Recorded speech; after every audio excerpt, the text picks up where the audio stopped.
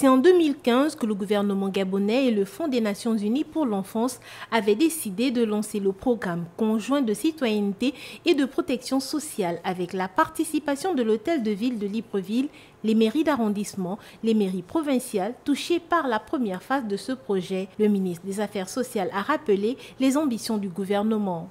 Ce ne sont pas les enfants qui l'ont demandé.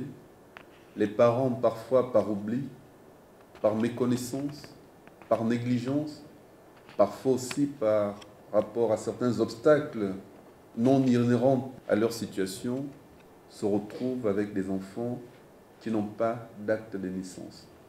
Et c'est le rôle du gouvernement de pouvoir rapidement corriger cela.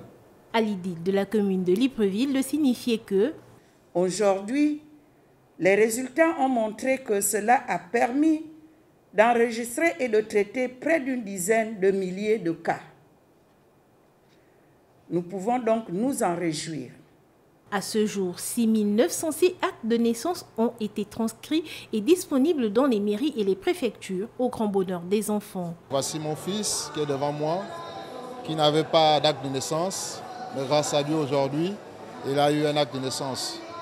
On est très content par rapport à ça. Je suis très contente et satisfaite parce que j'ai tellement attendu ces papiers. Ça fait 7 ans aujourd'hui et Dieu m'a fait grâce d'avoir ces papiers aujourd'hui. Et je dis merci au gouvernement. Pour rappel, le Gabon a ratifié en 1994 la Convention sur les droits de l'enfant, une convention solidifiée sur le plan national par une loi du 18 mars 2019 portant Code de l'enfant afin de garantir l'intérêt supérieur de l'enfant, son droit de vivre, de survie et de se développer dans un contexte de non-discrimination.